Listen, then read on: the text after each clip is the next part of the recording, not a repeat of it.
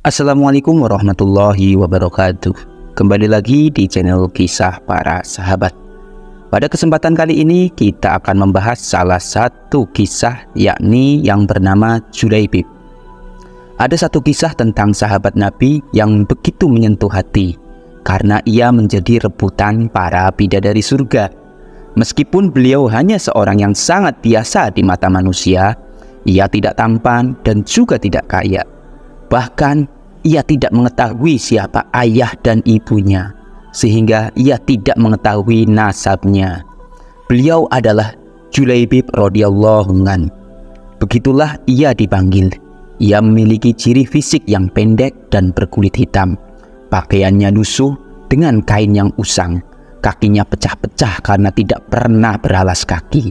Tampilan fisik dan keseharian Julaibib yang lusuh menjadi alasan orang lain tidak mau dekat-dekat dengannya. Nama Julaibib merupakan nama yang tidak biasa dan tidak lengkap. Nama ini bukanlah ia sendiri yang menghendakinya, bukan pula orang tuanya. Julaibib hadir ke dunia tanpa mengetahui siapa ayah dan ibunya. Demikian pula orang-orang semua, tidak ada yang tahu atau mungkin bahkan tidak mau tahu tentang nasab Julaibib. Sedangkan bagi masyarakat Yasrib atau kota Madinah saat itu, orang yang tidak bernasab dan tidak bersyukur merupakan aib besar. Dahulu di Masjid Nabawi ada golongan orang yang disebut sebagai Ahlus Sufah, yakni golongan orang-orang yang tinggal di teras Masjid Nabawi. Mereka tidak punya tempat tinggal dan tidak memiliki pekerjaan tetap.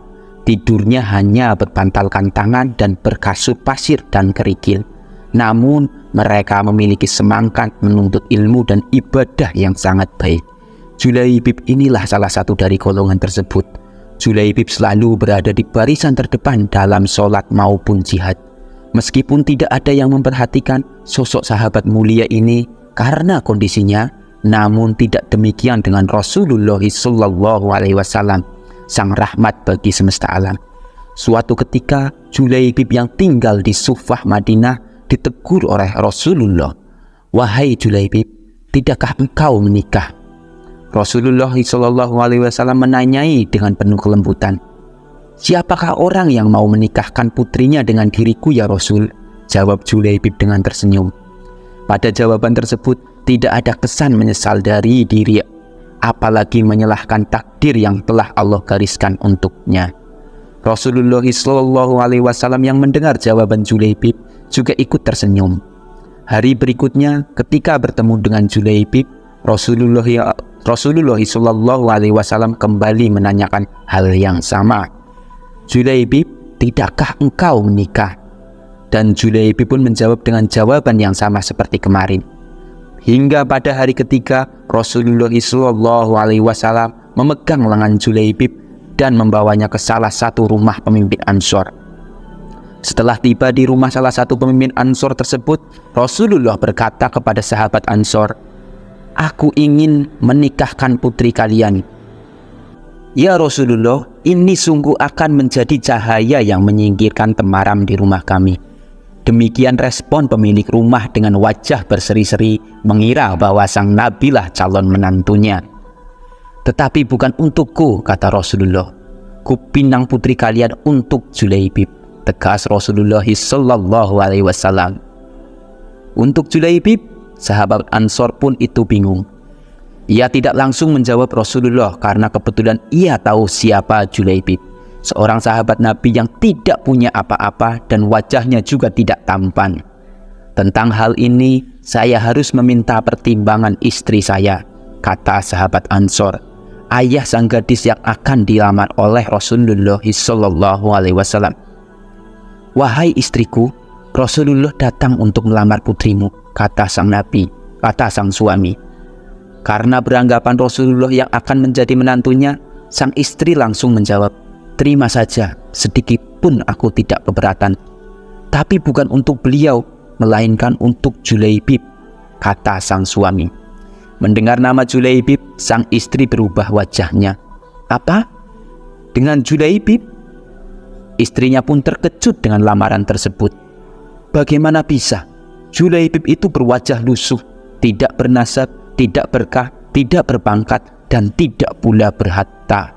Bagaimana nanti kata orang jika kita menikahkan putri kita dengan Julaibib? Kalau untuknya, aku tidak akan menikahkan putri kita." Sang ibu itu pun merasa keberatan karena mengkhawatirkan masa depan putrinya. Ya, kekhawatiran yang wajar bagi orang tua. Putrinya yang sangat cantik jelita harus menikah dengan laki-laki yang tidak tampan dan tidak punya apa-apa. Wajar bila ia merasa khawatir dan tidak menyetujui lamaran tersebut. Putrinya yang dari tadi mendengarkan perdebatan orang tuanya keluar dari balik tirai. Gadis itu berkata, "Wahai ayah ibu, apakah kalian hendak menolak permintaan Rasulullah? Demi Allah, karena Rasulullah yang meminta, maka tiada akan membawa kehancuran dan kerugian kepada diriku," kata sang gadis. Sang gadis itu lalu membaca ayat yang artinya, "Dan tidakkah patut bagi lelaki yang beriman dan perempuan beriman apabila Allah dan Rasul-Nya telah menetapkan suatu ketetapan, akan ada bagi mereka pilihan lain tentang urusan mereka.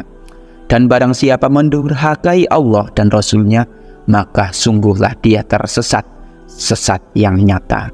Quran Surat Al-Ashab ayat 36. Masya Allah, inilah wanita solehah. Dia tidak melihat seorang pria dari tampilan fisiknya, apalagi harta bendanya. Mereka hanya melihat kebaikan dan kesalehan laki-laki yang melamarnya. Mendengar penuturan putrinya, ayah sang gadis tadi kemudian menemui Rasulullah dan Julaibib dengan wajah yang tenang. Beliau berkata, "Wahai Rasulullah, aku menerima pinanganmu. Nikahkanlah putriku dengan Julaibib." Nabi dengan tertunduk dan berdoa untuk sang gadis itu. "Ya Allah, limpahkanlah kebaikan atasnya dan kelimpahan yang penuh berkah. Jangan engkau jadikan hidupnya payah dan bermasalah." Demikianlah doa indah Rasulullah SAW. Sungguh satu pernyataan yang menunjukkan ketundukan terhadap perintah Allah dan Rasulullah SAW. Wanita solehah itu tidak melihat dari calon pendamping hidupnya kecuali dengan pandangan agama. Dia sangat memahami bahwa kemuliaan dan kebahagiaan hidup hanyalah dengan ketakwaan kepada Allah Subhanahu wa Ta'ala. Itulah sikap seorang yang beriman kepada Rasulullah SAW. Perintah Rasul selalu didahulukan dari keinginan pribadi. Dia yakin keputusan Rasulullah SAW itu yang terbaik. Ya, ilmu selalu membimbingnya kepada kebaikan dan ketundukan kepada perintah Allah dan Rasul-Nya. Kemudian Rasulullah dan Julaibib undur diri. Dalam perjalanan pulang, Julaibib hanya bisa bersyukur kepada Allah atas semua karunia yang telah Allah berikan kepadanya. Dan karunia yang terbesar bagi Julaibib adalah disayang oleh Rasul-Nya. Karena tidak semua sahabat punya kesempatan untuk diberi perhatian lebih dari Rasulullah. Hari pernikahan pun ditentukan. Hati Julaibib diliputi perasaan haru dan gembira dalam penantian pernikahannya. Istri yang solehah akan segera menjadi pendamping hidupnya. Kehidupan baru akan segera dimulai. Namun ternyata angan-angan itu serasa hilang ketika seruan panggilan untuk berjihad terdengar olehnya. Karena pada saat yang bersamaan, Rasulullah memerintahkan kepada kaum muslimin agar berjihad di jalan Allah. Julaibib radhiyallahu anhu dalam kebimbangan. Ia bingung manakala harus memilih antara istri yang solehah atau mati syahid yang selama ini ia cita-citakan. Dan pada akhirnya kerinduan terhadap mati syahid di medan perang menjadi pilihannya. Julaibib memutuskan untuk berangkat bersama Rasul menghadapi kaum kafir Quraisy di perang Uhud.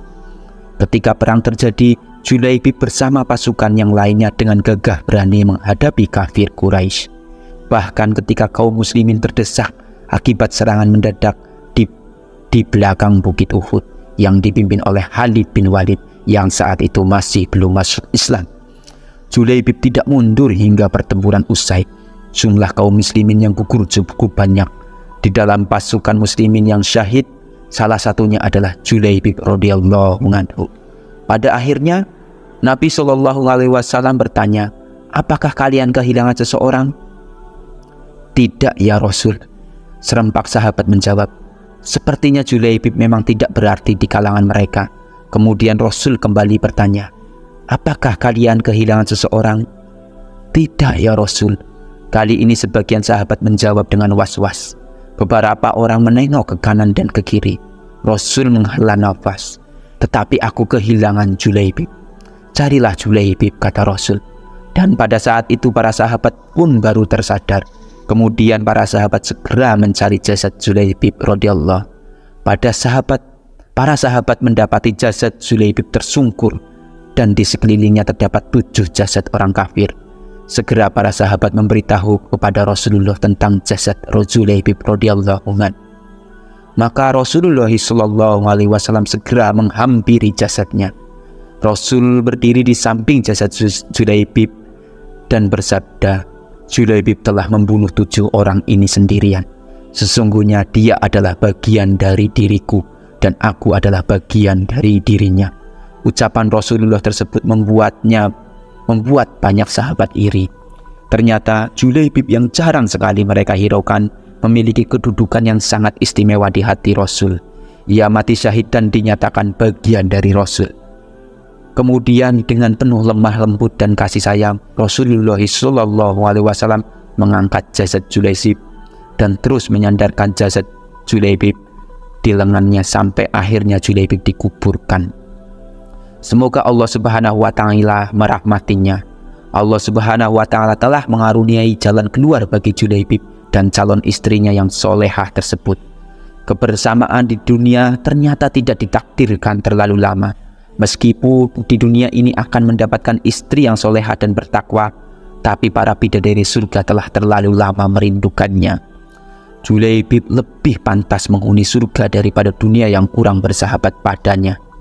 Rupa yang memang tidak seelok para bangsawan, harta yang tak sebanyak dimiliki para raja, namun bidadari surga berebut menginginkannya.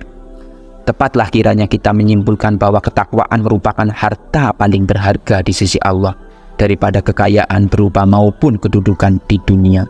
Semua itu akan lenyap begitu saja datang menghampiri pemiliknya.